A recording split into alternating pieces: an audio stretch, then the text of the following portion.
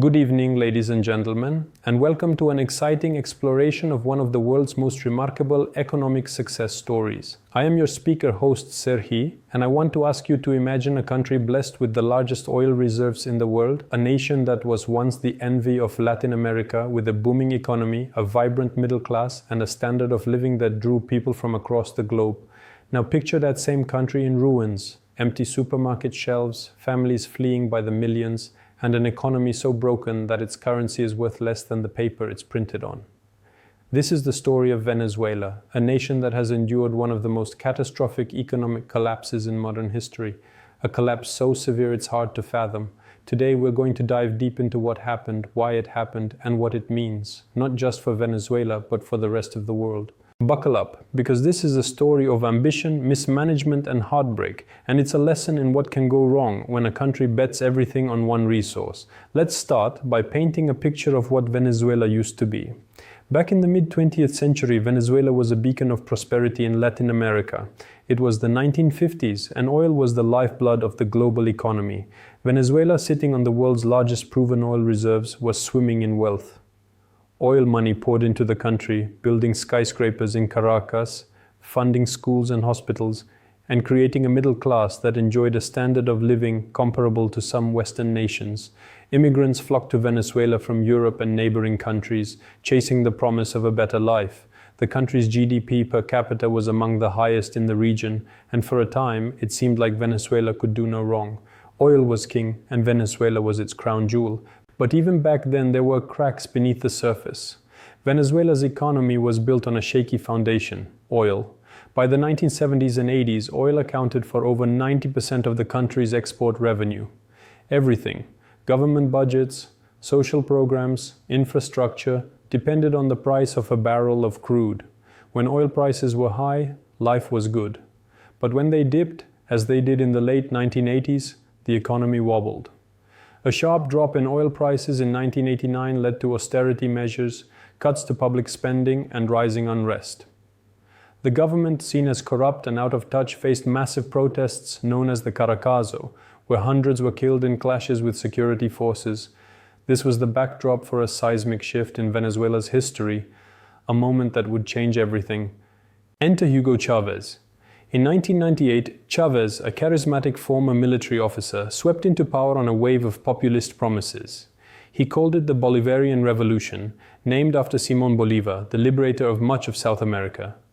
Chavez's vision was bold: take Venezuela's oil wealth and use it to lift up the poor, reduce inequality, and challenge the elite who had long controlled the country's riches. For millions of Venezuelans, especially the working class and the marginalized, Chavez was a hero. He spoke their language, promised to put them first, and for a while it looked like he might deliver. In the early 2000s, oil prices were soaring, and Chavez had a golden opportunity. He poured oil revenue into social programs, free healthcare clinics, literacy campaigns, subsidized food markets. These initiatives, called missions, transformed lives. Poverty rates dropped, access to education improved, and Chavez's popularity soared. By 2006, he was re-elected in a landslide, seen as a champion of the people. But here's where the story starts to turn. Chavez's policies, while well-intentioned, were planting the seeds of disaster. His government took control of the oil industry, nationalizing foreign companies and putting the state-owned oil giant PDVSA at the heart of his revolution. Sounds good, right? Control the oil, control the wealth. But there was a problem. Managing a complex industry like oil requires expertise, and Chavez prioritized loyalty over competence. In 2002, PDVSA workers went on strike, protesting Chavez's interference in the company. His response was ruthless. He fired over 18,000 workers, many of them skilled engineers and managers, and replaced them with political allies. PDVSA, once a model of efficiency, started to crumble. Oil production, which had peaked at 3.5 million barrels a day in the early 2000s, began to slip. By 2013, it was down to about 2.5 million barrels. This might not sound like a big deal, but when your entire economy depends on oil, every drop counts. Chavez also nationalized other industries, electricity, steel, agriculture, often with the same results: inefficiency, corruption, and declining output. His government set strict price controls on basic goods like bread, milk, and medicine to make them affordable for the poor. Noble in theory, but in practice, it backfired. Businesses couldn't afford to produce goods at government-mandated prices, so they stopped. Shelves emptied and shortages began. Then there were the currency controls. In 2003, Chavez introduced strict rules to prevent capital flight, people taking their money out of the country. The Bolivar, Venezuela's currency, was pegged to the US dollar at an official rate, but a black market for dollars emerged almost immediately. The gap between the official and black market exchange rates grew wider and wider, creating a distorted economy where only those with access to dollars could thrive. For everyone else, life was getting harder. By the time Chavez died in 2013, Venezuela was already on shaky ground. The economy was still afloat thanks to high oil prices, but the cracks were growing. And then, everything fell apart. Hugo Chávez's death in 2013 marked a turning point. His hand-picked successor, Nicolás Maduro, took over, inheriting a country that was already struggling but still functional. Maduro lacked Chávez's charisma and political skill, and worse, he took over just as the global oil market crashed. In 2014, oil prices plummeted from over $100 a barrel to under $40 by 2016. For Venezuela, this was catastrophic. Oil was the economy's oxygen, and suddenly the supply was cut off. Maduro's government faced a choice: adapt or double down. They chose the latter, clinging to the same policies that were already failing. The results were devastating. Let's talk about hyperinflation, because this is where Venezuela's collapse becomes almost surreal. With oil revenue drying up, the government needed money to keep its social programs and bloated bureaucracy running. So, they turned to the printing press. They printed more and more bolivars to cover deficits, flooding the economy with cash. Basic economics tells us what happens next. When you increase the money supply without increasing goods or services, prices skyrocket. By 2016, inflation was in the hundreds of percent. By 2017, it was in the thousands. And by 2018, it hit levels that are hard to comprehend. Over 1,000%. To put that in perspective, a loaf of bread that cost 1 bolivar in 2013 could cost millions by 2018. The bolivar became so worthless that people were using it as napkins or weighing it rather than counting it. The government tried to fix this by issuing new currencies, lopping off zeros from the bolivar, but it was like putting a band-aid on a broken leg. The new currencies collapsed just as fast. Hyperinflation didn't just destroy savings, it obliterated everyday life. Imagine going to the grocery store with a wheelbarrow of cash only to find the shelves empty. Price controls meant that farmers and manufacturers couldn't afford to produce goods, so they didn't. Shortages of food, medicine, and basic supplies like toilet paper became the norm. By 2017, surveys showed that 85% of medicines were unavailable in pharmacies. Hospitals, once a point of pride, were crumbling. Patients died from treatable conditions because there were no antibiotics, no insulin, no surgical supplies. Doctors, unable to survive on salaries worth pennies, left the country in droves. Diseases like malaria and diphtheria, which had been nearly eradicated, came roaring back. The human toll of this crisis is hard to overstate. By 2017, nearly 90% of Venezuelans were living below the poverty line. A study that year found that 64% of people had lost an average of 11 kilograms, 24 pounds, because they couldn't afford enough food. Children were hit hardest, with malnutrition rates soaring.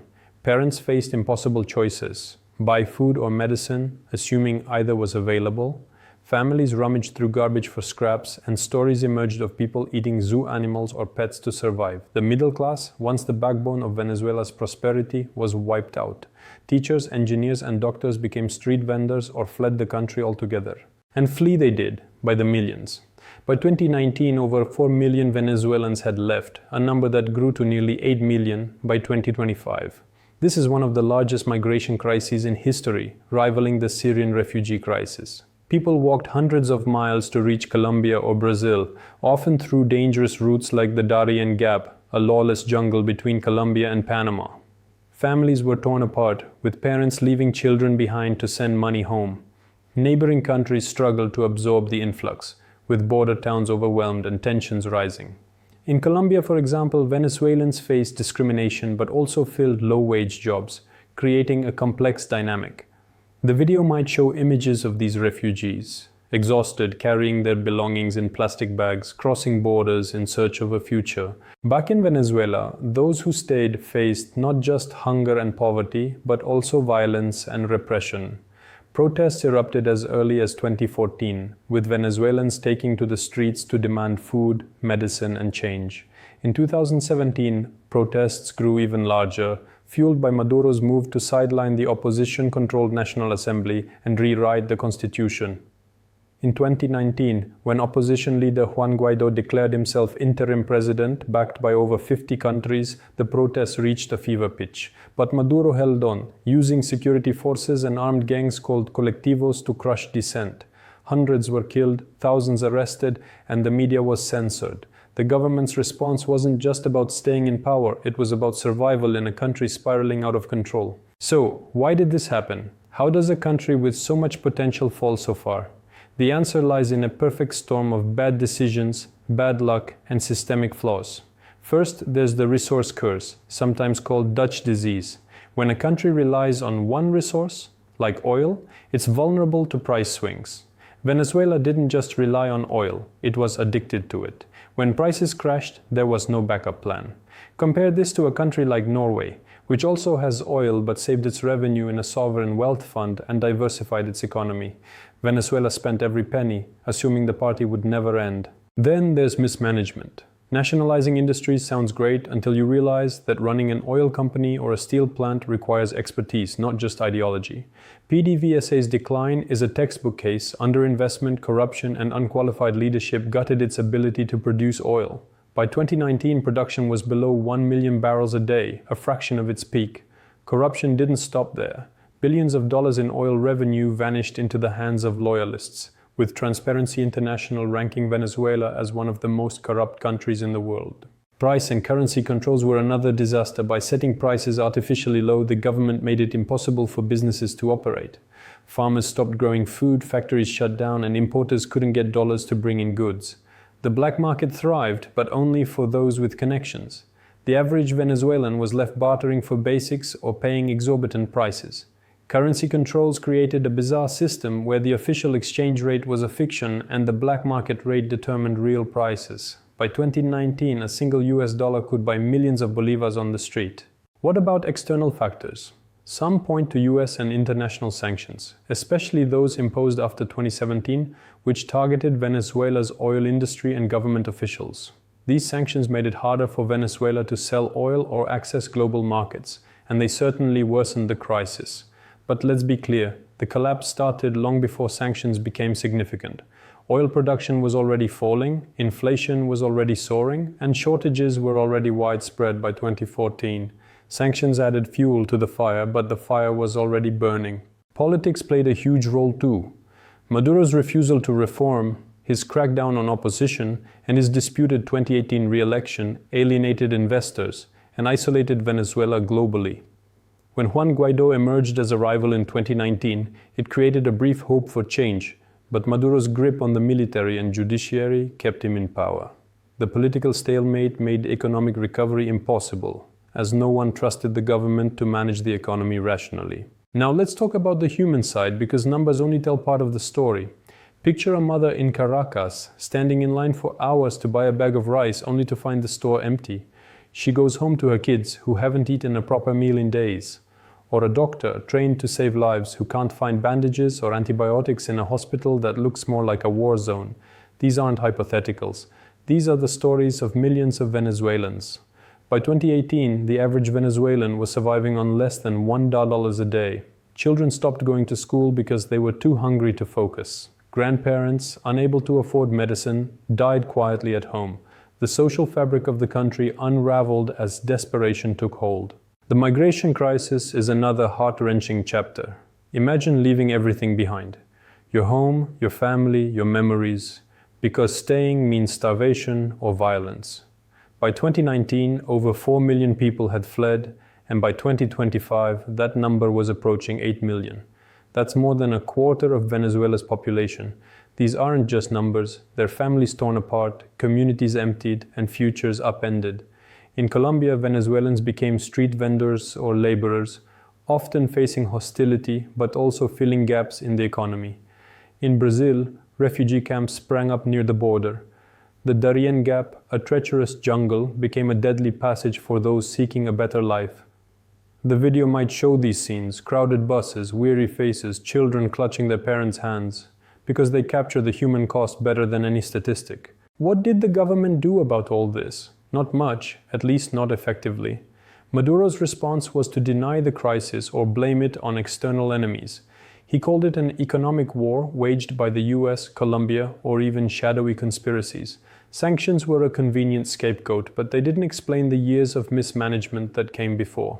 The government's economic policies were a patchwork of desperation. They printed more money, fueling hyperinflation. They issued new currencies like the Bolívar Soberano, which quickly became as worthless as the old one. They tried rationing food through a system called CLAP, where government-subsidized food boxes were distributed to loyalists, but it was riddled with corruption and didn't reach everyone.